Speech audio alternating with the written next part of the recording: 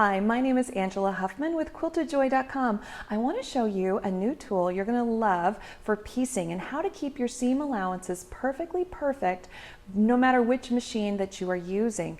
We're going to use something called the Ideal Seam Gauge that's going to give us our scant 1/4 inch, because what the heck does a scant 1/4 inch mean? Well, this is going to give it to you on your machine, so there's no question you will have a perfect scant 1/4 inch for your piecing.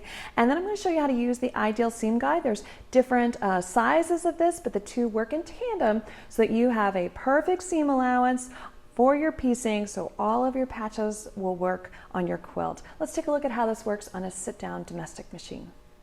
The Ideal Seam Gauge has markings on it for a variety of seam allowances, from 1/8 of an inch all the way up to 1.5 inches. Of course, as piecers, as quilters, we are most interested in the scant 1/4 inch. So it also has a true 1/4 inch mark, but it also has a place where you can set your seam allowance for that scant 1/4 inch we're all after, but is this nebulous thing that we can never figure out exactly what that means. Well, this will define it for you.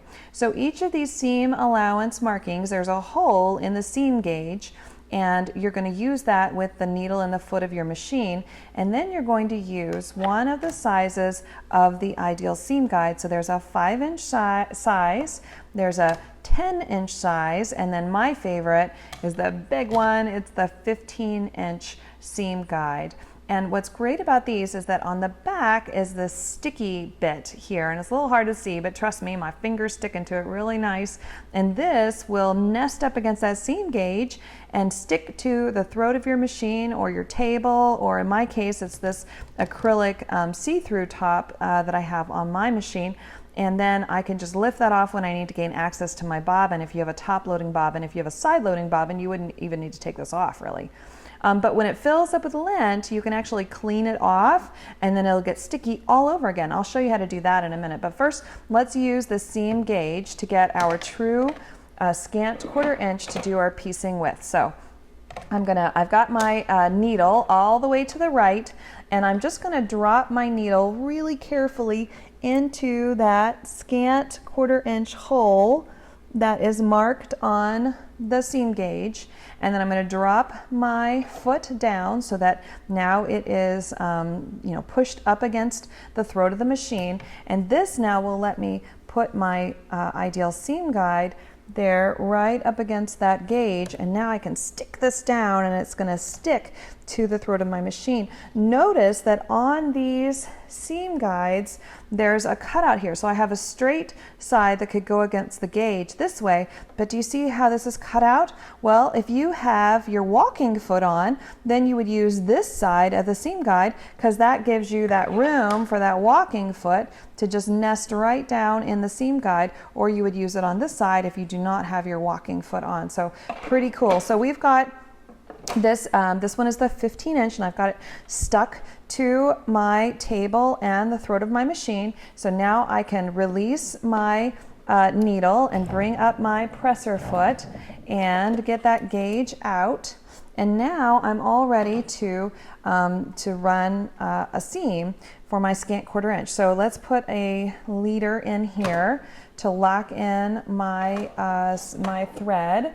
I'm just going to run some stitching there. Okay, so I've got my patch pressed up against that seam guide, and I'm just going to run it through the machine, and that is acting like a big gate to keep my seams perfect. So I'm just going to cut off that leader that we just put and make it an enter here so that we can look at the patch that I just made. Let me snip that. So there you have it. That gave me that perfect scant 1/4 inch, and I'm ready to actually trim this triangle up so that I now have a half square triangle, and I'm going to trim that up to the size I need for my patchwork. Now, I did that without pins. If you are a pinner, then what you want to do is you want to make sure that when you put your pins in, you don't put them in from this side, right? Because then when it goes against the guide, the pin is in the way of the guide. So instead, you're going to pin your patchwork from this side, and then your pins are not in the way of the guide. So let's run this one through so that you can see that. So I could, if this makes you nervous, if you don't like to go over your pins, you could pull that pin out. I'm just gonna hop over that pin and then head right on down this patchwork. And I'll pull this pin out in case that makes you nervous, and go all the way down. And that's it. Those are the Ideal Seam Guide. You've got the 10-inch, you've got the 5-inch, and you've got the 15-inch, and then that works hand in hand with the seam gauge. I really like the 15-inch, the largest seam guide, when I'm doing strip piecing. So I have all of this room in front of my needle to help get my strips aligned before they hit my needle. And so I've got 2 strips here. They're 2.5 inches. I've got a purple underneath and I've got a yellow on top. And this seam gauge, it just, I kind of butt the strips up against it and it kind of keeps everything aligned so it's ready to hit the needle.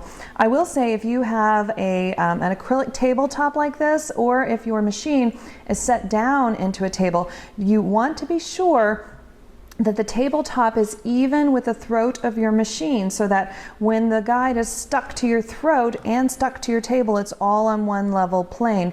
You don't want to have a bow or something like that where your table top is actually lower than the throat of your machine, or vice versa, where your throat of the machine is lower and the table is higher. So you want them to be even.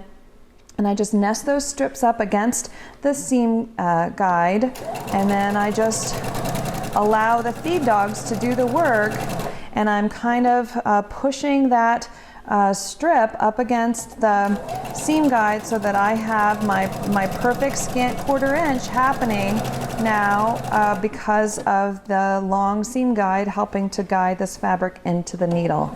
And that way all of my piecing is going to be really precise and it's going to match up, and I'm going to have that perfect scant 1/4 inch we're all after when we piece our patchwork. When your Ideal Seam Guide gets a lot of lint on that sticky bit on the back, you have to clean it off and just take a spritz of Vantastic or other multi-purpose cleaner, and then with your fingertip you're just going to ball up the lint and then rinse it with water and let it air dry, and it'll get sticky all over again. Now I would normally do this over my sink, but to show you here on camera, I've just got it over a piece of fabric, so definitely just do this over your sink and then it won't be all messy on you. But you want to be sure not to use a scrubby or your fingernail, because this isn't actual adhesive on the back of here. It's just a really thin piece of rubber, so I don't want to scratch it or peel it off. So just use the tippy tips of your fingers and go in a circle, ball the lint up, rinse it under water, let it air dry. It'll be sticky all over again. It is way cool. Thank you so much for watching. Please head over to quiltedjoy.com where you will find the Ideal Seam Gauge and all the sizes of the Ideal Seam Guide, the 5-inch, the 10-inch, and the 15-inch. Be sure to subscribe to this YouTube channel so that you're notified every time a new video is posted, and join the conversation. Go over to Facebook and see my Facebook page. Post the photos of the things you're working on. I'd love to see them. Thanks so much.